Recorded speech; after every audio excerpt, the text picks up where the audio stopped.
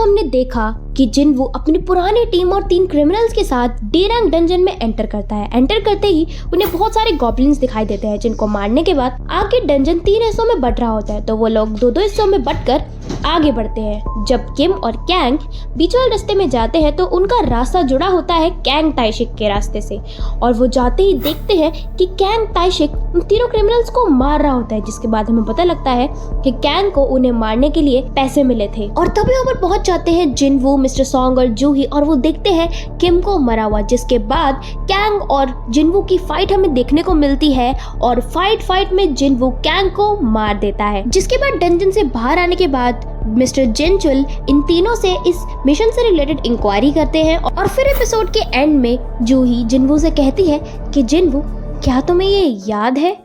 तो अब आगे जूही जिनवू से कहती है कि जिनवू, तुम तो सच में बहुत बदल गए हो, लेकिन वहीं मैं तो बिल्कुल नहीं बदल पाई। तब जिनवू कहता है कि दुनिया में सब लोग अलग अलग होते हैं और उनका बदलना भी अलग अलग होता है। तब जूही कहती है कि हाँ, तुम सही कह रहे हो। जैसे कि तुम जानते हो, एज अ हंटर मैं बहुत ज़्यादा डरती हूँ। मैंने बहुत अपने डर का सामना करने की कोशिश की, लेकिन ये आसान नहीं था। नॉर्मली अगर आप एक बी रैंक के हीलर हो तो आप ए रैंक या बी रैंक के डंजन्स ज्वाइन कर सकते हो, या फिर अगर आप ठीक नहीं भी हो तो सी रैंक के डंजन चलेंगे। लेकिन फिर भी मैंने ई और डी रैंक के रेड मिशंस ज्वाइन किए, और इसी वजह से मैं तुमसे कॉन्स्टेंटली मिलती भी रही जिनवू। मैंने बहुत बार तुम्हारी इंजरीज को हील किया है। पहले मुझे तुम पर बहुत गुस्सा आता था, मुझे तुम बहुत ज़्यादा बुद्धू और लापरवाह लगते थे, लेकिन तुम्हारी वजह से ही उस दिन बहुत सारे लोग उस डंजन से बच कर आ पाए। और जब मैंने उस दिन तुम्हारी आंखों को देखा तो ऐसा लगा कि वो चीख कर कह रही है कि चाहे कुछ भी हो जाए, मैं मरना नहीं चाहता। लेकिन मैं ऐसी बिल्कुल भी नहीं हूँ। जिसके बाद जूही जिनवू का दिया हुआ वो एसेंस स्टोन निकालती है और कहती है कि क्या तुम्हें याद है, तुमने मुझे कहा था कि अगर हम उस डंजन से जिंदा लौटे तो तुम मुझे इससे डिनर करवाओगे, तो मैं तुम्हें ये वापस लौटाती हूँ। जिनवू इस बात को सुनकर बहुत ज़्यादा शॉक हो जाता है और कहता है कि 1 मिनट, इसका मतलब तुम?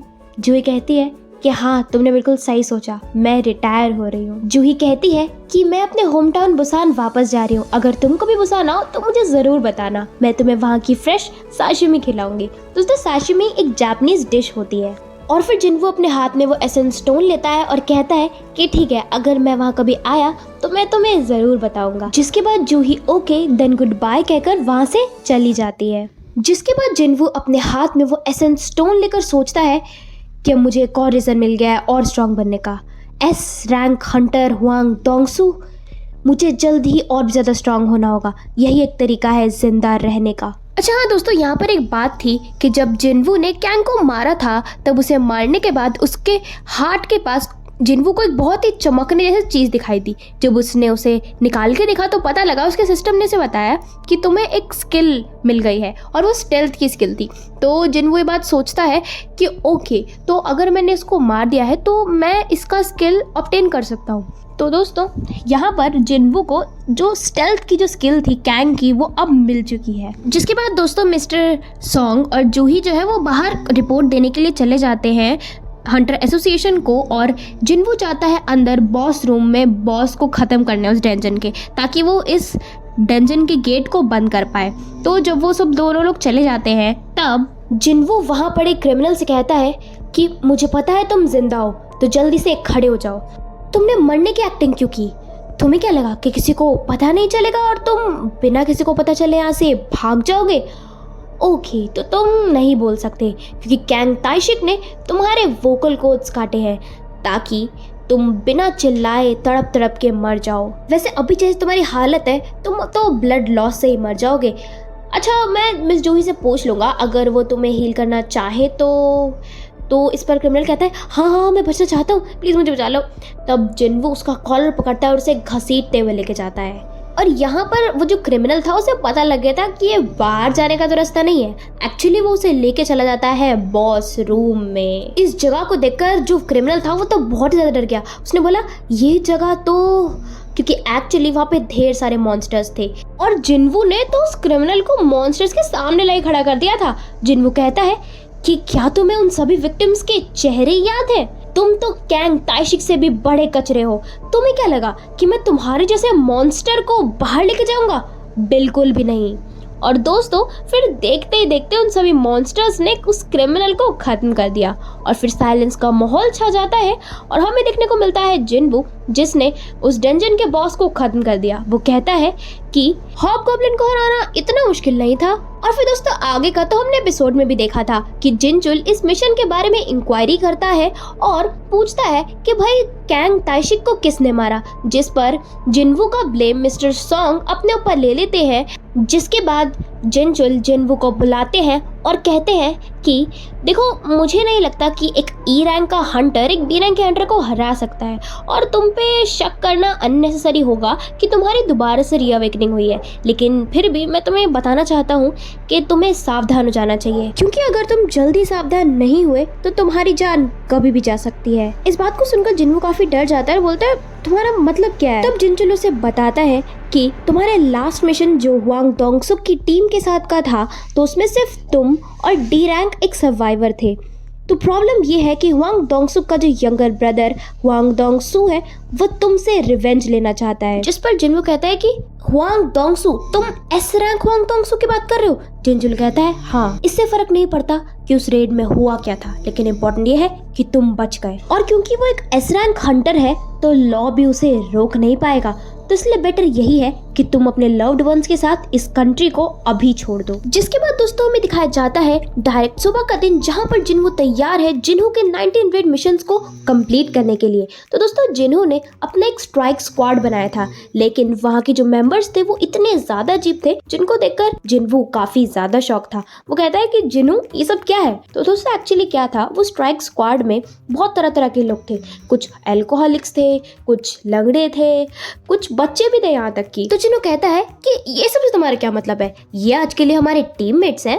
एक्चुअली ये वो लोग हैं जिनके पास हंटर लाइसेंस तो है, लेकिन ये काफी सारे रीजंस की वजह से रेड अटेंड नहीं कर सकते। जैसे कि कुछ को चोट लगी है, कुछ अपने लाइफ में काफी स्ट्रगल कर रहे हैं, काफी सारे रीजंस की वजह से। तो मैंने उन्हें अपनी टीम में ले लिया ताकि उनकी मदद हो जाए और हमारा भी काम हो जाए। यहाँ पर कुछ लोग पार्ट टाइमर्स भी है। तब जिन्वू की नजर जाती है एक बच्ची पे, तो वो कहता है कि क्या बच्चे भी रेड मिशंस के लिए जा सकते हैं? तो जिन्हों बताता है कि हाँ, अंडर एज भी रेड मिशंस के लिए जा सकते हैं, बस उनके पास हंटर लाइसेंस होना चाहिए। इस बात को सुनकर वो बच्ची कहती है कि ए बच्ची किसको बोल रहे हो, मैं एक हंटर हूँ। तब जिन्हों कहता है कि देखकर लगता है तुम हाई स्कूलर हो, क्या तुम्हें कोई रेड एक्सपीरियंस है? जिस बात पर लड़की कहती है कि नहीं।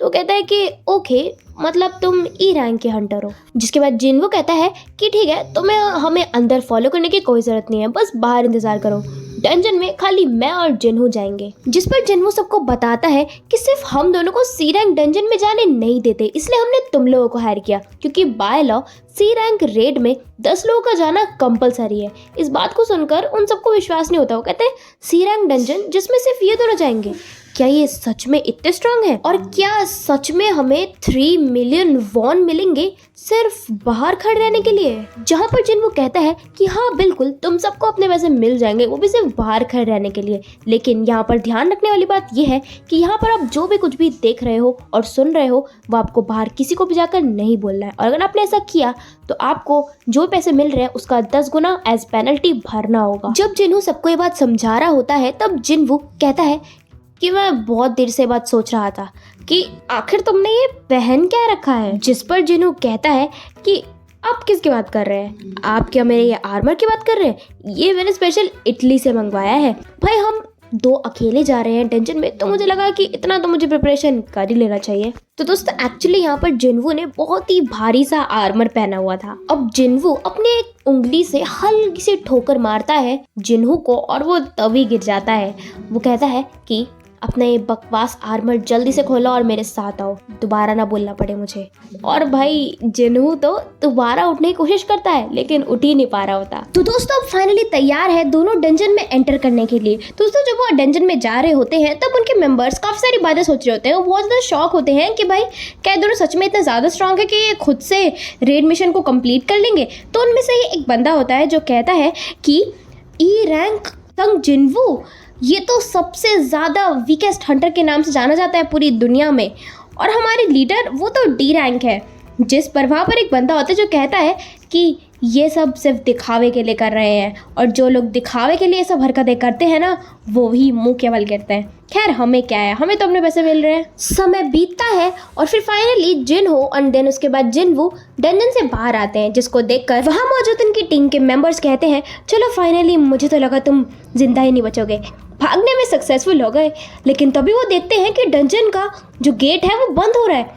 इसका मतलब है कि उन दोनों ने अकेले मिलकर इस रेड मिशन को कंप्लीट कर दिया और इसीलिए गेट बंद हो रहा है, जिसे देखकर सभी लोग बहुत ही ज़्यादा शॉक हो जाते हैं। जिसके बाद जिनवू कहता है कि अगला कहाँ है।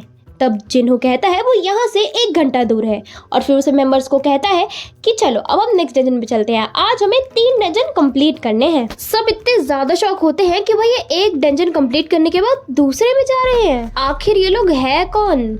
और फिर दोस्तों हमें ले जाया जाता है व्हाइट टाइगर गिल्ड पे, जहां पर खबर पहुंच चुकी है कि किसी ने 250 मिलियन देकर सी रैंक के सारे डंजन्स खरीद लिए हैं। इस बात से वो सब लोग काफ़ी शॉक थे। फिर पता लगता है कि यूजिन कंस्ट्रक्शंस के चेयरमैन का बेटा जिनहो ने इन सारे डंजन्स को खरीदा है। वो यही सोच रहे होते हैं कि उन्होंने अपना लॉस लेकर भी उन डंजन्स को क्यों खरीदा, और फिर उन्हें पता लगता है कि संग जिनवू यानी कि डबल डंजन का एक सर्वाइवर भी जिनहो के साथ शामिल है।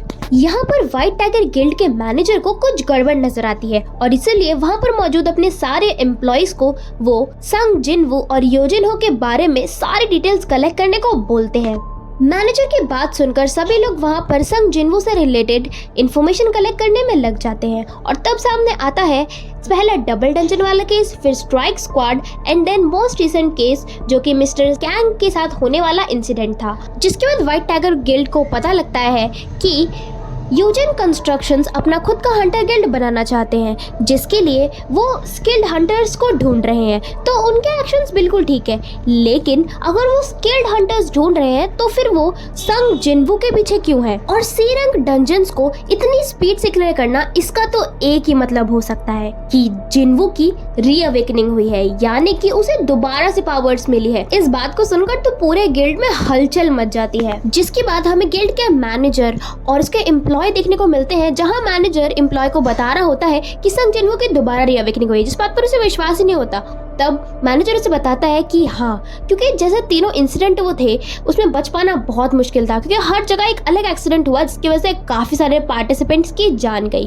तो इसलिए इसके अलावा मेरे पास और कोई एक्सप्लेनेशन है ही नहीं। और अगर हम अभी की ही रिसेंट रिपोर्ट को ले तो यहाँ पर हमें बताया गया कि एक सी रैंक मैजिशियन ने बी रैंक हीलर के साथ मिलकर सुपरवाइजिंग हंटर को हराया, और ये तो इम्पॉसिबल है क्योंकि वो एक बी रैंक असैसिन था और मैजिक असैसिन्स के अगेंस्ट काम नहीं करता, और वो इतना स्टूपिड भी नहीं है कि वो हीलर को मारने से पहले उस मैजिशियन से लड़ता। तो रियलिटी में फाइट थी C rank magician versus B rank assassin, और इससे यहाँ पर एक ही पॉसिबिलिटी बचती है कि मॉनिटरिंग डिपार्टमेंट के हंटर को किसी और ने मारा था। तो मैं टॉपिक पे वापस आता हूँ कि द ओनली सर्वाइवर्स जो थे वो थे बी रैंक हीलर, सी रैंक मैजिशियन और ई रैंक हंटर संग जिनवू, और कोई बचा ही नहीं था। तो हमारे शक की सुई घूमकर संग जिनवू पर ही आकर रुकती है, जिस पर उनका एम्प्लॉय कहता है हाँ ऐसा हो सकता है, लेकिन चीफ अभी हम जा कहाँ रहे हैं। जिस पर मैनेजर कहता है कि हम कुछ ढूंढने जा रहे हैं। अब इस बात को सुनकर उनका एम्प्लॉय बहुत ही ज्यादा शॉक हो जाता है। वो कहता है ये सोचना कि चीफ खुद कुछ ढूंढने जा रहे हैं, ये तो कोई नॉर्मल बात नहीं है। और फिर दोस्तों हमें जिनवू के दूसरे सी रैंक के रेड मिशन का सीन दिखाया जाता है, जहाँ पर ढेर सारे मॉन्स्टर्स होते हैं, लेकिन जिनवू उन सभी को करके बहुत आसानी से हरा रहा होता है। और यहाँ पर वो मिस्टर कैंग से ली गई वो स्किल का भी इस्तेमाल करता है। और जब तक जिनवू फाइट कर रहा होता है, जिनवू वहाँ से मिला हुआ सारे क्रिस्टल्स को कलेक्ट कर रहा होता है। जिनवू को फाइट करते देख जिनवू कहता है कि क्या ये स्किल भी पूरे टाइम छुपा रहा था। ऐसा लगता है कि अब ये पहले से ज्यादा स्ट्रांग हो गया है। दोस्तों यहाँ पर जिनवू का जो लेवल था वो 39 हो चुका था। वो कहता है कि मैंने थोड़ा सा लेवल अप कर लिया है और काफी सारी फन स्किल्स भी ऑब्टेन कर ली है। दोस्तों यहाँ पर जिनवू अपना स्टेटस चेक करता है, जहाँ उसका लेवल 39 होता है और काफी सारी स्किल्स जिनवू की अपग्रेड हो चुकी होती है। जिसके बाद जिनवू मैना पोशन पीता है, जो कि मैना को रिस्टोर करता है। वो कहता है कि मैं इसे पीना तो नहीं चाहता, लेकिन इसकी एफिशिएंसी जो है वो मेरी बाकी स्किल से ज्यादा है, बट प्रॉब्लम ये है कि ये कॉन्टिन्यूसली मैना को कंज्यूम करता रहता है। इतने में जिनवू देखता है कि सारे मॉन्स्टर नहीं मरे हैं और उसके सामने एक बड़ा मॉन्स्टर आके खड़ा हो जाता है। और तभी जिनवू अपने डैगर का एडवांस डैगर आर्ट का भी इस्तेमाल इस्तेमाल करता है जिससे उसके जो अटैक होंगे वो 33% ज्यादा डैमेजेबल होंगे। और दोस्तों जिन्वू इसी डैगर का इस्तेमाल करके मॉन्स्टर पर अटैक करता है और उस मॉन्स्टर के बॉडी में उस अटैक की वजह से छेद हो जाता है जिससे वो मॉन्स्टर खत्म हो जाता है। जिसके बाद जिन्वू कहता है कि ये अच्छा है और फिर उसके बाद दोस्तों उसे एक अलार्म मिलता है जो कहता है कि उसने एक लेवल अप किया है और उसके बाद उसे अलार्म मिलता है कि प्लेयर रिक्वायर्ड लेवल पर पहुंच चुका है। इस बात को देखकर जिन्वू सोचता है कि रिक्वायर्ड लेवल एंड उसके बाद उसे एक और अलार्म मिलता है जो कि क्वेस्ट अलार्म होता है जिसमें बताया जाता है कि तुम्हारे पास एक जॉब चेंज का क्वेस्ट आया है, तो क्या तुम इसे एक्सेप्ट करना चाहोगे। इसको देखकर जिन्वू सोचता है कि और दोस्तों उसके बाद जिन्वू अपना स्टेटस चेक करता है जहाँ वो देखता है कि जॉब के आगे तो नन लिखा हुआ है, मतलब उसके पास अभी फिलहाल के लिए कोई जॉब नहीं है। और दोस्तों फिर इसके बाद हमें दिखाया जाता है व्हाइट टाइगर गिल्ड के चीफ और उसके एम्प्लॉय को जो किसी चीज को देखकर काफी ज्यादा शॉक होते हैं और कहते हैं कि अब ये क्या है, क्योंकि एक्चुअली दोस्तों वो लोग पहुंच चुके थे वहां पर जहां पर जिन्वू और जिनहो सी रैंक के गेट में जाने वाले थे। वो देखते हैं कि जिन्वू और जिनहो तो अंदर चले गए हैं गेट के, लेकिन उसके बाकी टीम मेंबर्स ऐसे एंजॉय कर रहे हैं गेट के बाहर बैठकर, जिसको देख के वो कहते हैं कि क्या ये कोई प्लेग्राउंड है, ये सब चल क्या रहा है यहाँ पर, ये सब लोग गेट के बाहर क्यों वेट कर रहे हैं। तो दोस्तों यहाँ पर उनके मेंबर वाली जो लड़की थी वो कहती है कि नो एंट्री जोन है, तुम दोनों कौन हो। और फिर दोस्तों वो जो चीफ था व्हाइट टाइगर गिल्ड का वो सोचता है कि ये बच्ची कौन है और फिर वो उस लड़की से कहता है कि बच्चों को बड़ों के काम में नहीं आना चाहिए। जिस पर उसका जो एम्प्लॉय होता है वो कहता है कि हाँ और यहाँ पर तो गेट भी है, ये काफी ज्यादा डेंजरस है। जिस पर वो लड़की कहती है कि मैं एक हंटर हूँ तो प्लीज आप मुझे एक बच्चे की तरह ट्रीट मत करो। तब वो चीफ कहता है कि हंटर, तो क्या तुम भी इस पार्टी के मेंबर हो। जिस पर वो लड़की थोड़ा सोचती है, कहते हैं कि हाँ। तो उस लड़की की बात सुनकर मैनेजर सोचता है कि उन्होंने तो डंजन अपने पार्टी मेंबर्स के साथ भी एंटर नहीं किया। संग जिन्वू, अगर मैं सही सोच रहा हूँ तो तुम वही रिक्रूट हो जो इतने लंबे समय में एक बार आता है, तुम स्पेशल हो। जिसके बाद दोस्तों पार्टी के मेंबर्स में से एक मेंबर कहता है कि पार्टी के लीडर आ रहे हैं और उसके बाद जिन्वू और यूजिनहो गेट से बाहर आते हैं। तो दोस्तों आज के लिए बस इतना ही। आई होप आपको आज की वीडियो अच्छी लगी होगी। तो दोस्तों हम आगे का एपिसोड नेक्स्ट वीडियो में देखने वाले हैं जो कल तक आ जाएगी, तो चैनल को सब्सक्राइब करके रखना, जल्दी आ जाएगी। तो आज के लिए बस इतना ही, मिलते हैं नेक्स्ट वीडियो में, तब तक के लिए बाय बाय।